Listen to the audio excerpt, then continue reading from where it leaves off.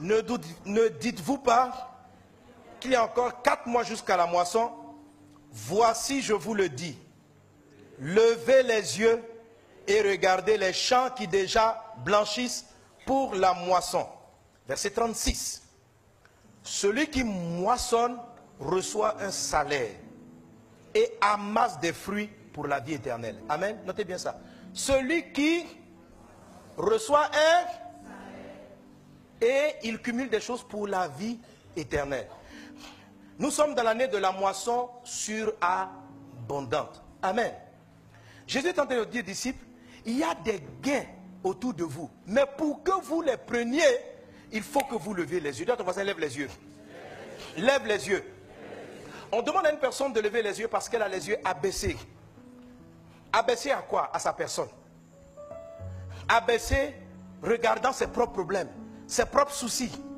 Quelqu'un qui a les yeux abaissés, c'est quelqu'un qui a les yeux baissés, c'est quelqu'un qui est là, qui voit ses pieds, qui voit ses jambes, qui voit son habit et qui ne fait que se regarder. Jésus dit aux gens, Jésus dit à ses disciples, mais levez les yeux, arrêtez de vous voir. Il y a des choses autour de vous. Levez les yeux. Commencez à considérer les problèmes des autres. Aimer en largeur commence par le fait d'ouvrir les yeux à ce que votre voisin vit, ne peut être indifférent. Je commence à aimer mon prochain en largeur quand mes yeux sont levés. Pourquoi on a des problèmes avec l'amour en largeur, la largeur de l'amour? Parce que la majorité d'entre nous, on vient à l'église et on fait les choses pour nos défis, pour nos propres problèmes. Nos yeux ne sont pas levés. Si tu demandes à quelqu'un, quel est ton sujet? Je veux travailler, pourquoi tu travailles? Il faut que je m'achète ma maison, il faut que moi, il faut que je réussisse, il faut que Dieu dit, lève les yeux. Lève les yeux.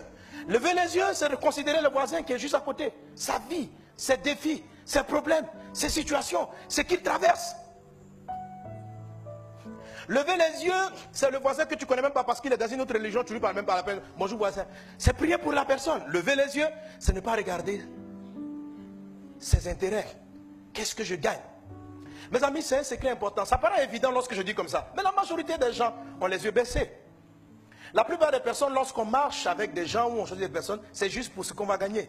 Qu'est-ce qui nous apporte? Dieu te dit, levez les yeux. Celui qui a les yeux baissés, c'est un signe de l'égoïsme. C'est un signe de penser à lui.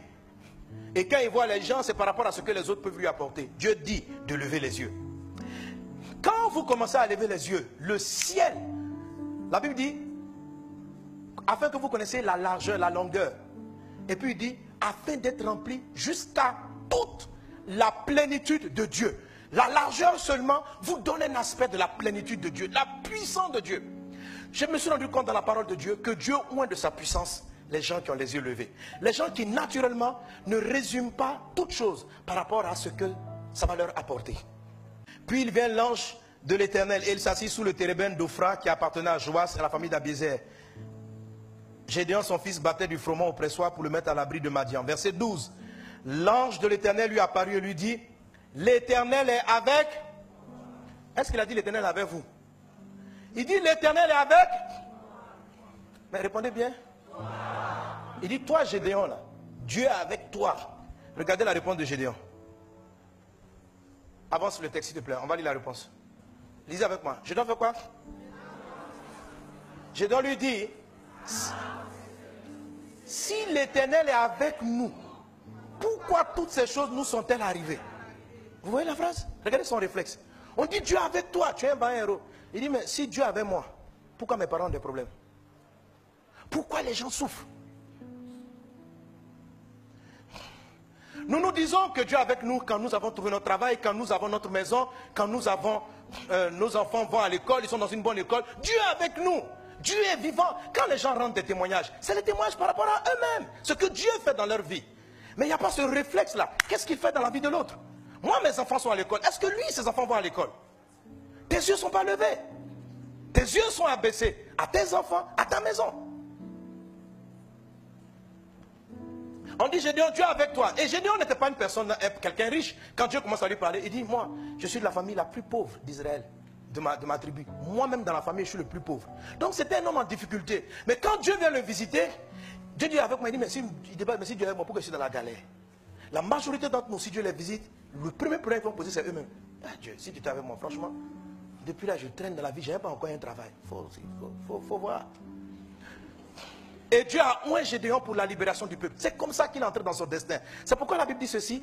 Là, toutes les prophéties qui te concernent s'englobent en une chose. Aime ton prochain comme toi-même. Si tu ne lèves pas les yeux sur les souffrances qui sont autour de toi, toi-même, ton destin ne va pas se réaliser.